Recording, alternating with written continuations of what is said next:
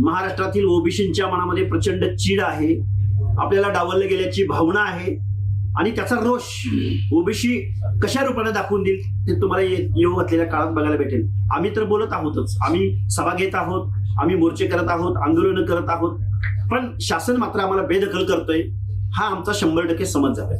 तुम्ही मागे बोलताना सांगितलं की ओबीसींच्या राजकीय आरक्षणावरती अतिक्रमण झालंय, कशा पद्धतीने तुम्ही काही पुरावे पण दिले. आता शैक्षणिक आरक्षणासंदर्भामधला हा निर्णय झालेला आहे. बघा, शैक्षणिक, राजकीय, सामाजिक, आर्थिक वेगवेगळ्या महामंडळांचा निधी असो, एका बाजूला स्वर्गीय अण्णासाहेब पाटील महामंडळाला हजारो कोटी रुपयांचा निधी दिला जातो, एका बाजूला स्वर्गीय अण्णासाहेब पाटील महामंडळाच्या माध्यमातून जेसीबी, पोकलॅन गाड्यांपासून लाखो रुपयांच्या योजना निर्गमित केल्या जातात.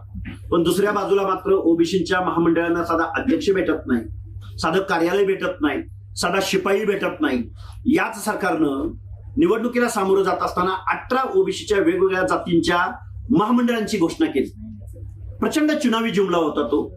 ओबीसींचं मतदान खेचून घेण्यासाठी त्यांनी 18 महामंडळांच्या घोषणा केल्या, पण त्याला ना अध्यक्ष भेटला, ना त्याला ऑफिस भेटलं, ना त्याला एखादा अधिकारी भेटला, ना त्याला एखादा शिपाई भेटला, ना त्याला बजेट भेटलं. म्हणजे ओबीसींच्या बाबतीमध्ये जर हा न्याय असेल शासनाकडं आणि मराठा समाजाच्या बाबतीमध्ये आम्ही मराठा समाजाला काय द्यावं काय देऊ नये याच्यापेक्षा ओबीसींना काय दिलंय तुम्ही. मुळात मराठा समाजाची सुद्धा फसवणूक ही खूप मोठ्या प्रमाणात. 0.6% बजेट सामाजिक न्याय हक्काच्या योजनेसाठी ओबीसींना मिळत असेल, 60% ओबीसींना, मग तेच तुम्हाला देणार आहेत का?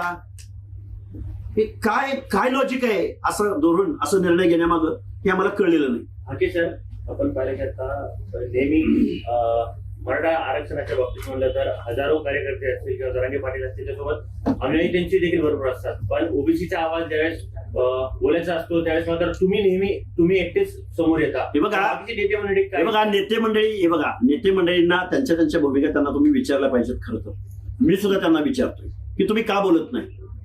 ओबीसीच्या नेतृत्वाला आम्ही हा प्रश्न विचारतोय. अरे, जरांगेच्या मागणीला किंवा जरांगेच्या आंदोलनाचं श्रेय घेण्यासाठी आमदारांची धावपळ असते, मंत्र्यांची धावपळ असते, मुख्यमंत्र्यांची धावपळ असते, प्रशासनाची लगबग वाढते, पण ओबीसीवर कोण बोलायला तयार होत नाही.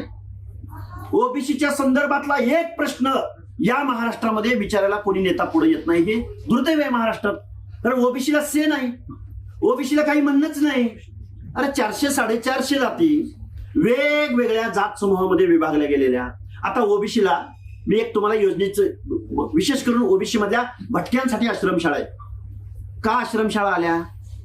कारण त्यांचं शिक्षणामधलं गळतीचं प्रमाण प्रचंड आहे. आजही महाराष्ट्रामध्ये सगळ्यात मोठा ड्रॉपआउट कोणाचा असेल तर विजयंतीचं आहे, म्हणून त्यांना आश्रमशाळांसारखं धोरण आणलं गेलंय महाराष्ट्रामध्ये. आता मग मराठा समाज हा निकष पूर्ण करतो? कसं काय दिलं गेलंय? ओबीसींच्या योजना मराठा समाजाला देण्यामागचं लॉजिक काय?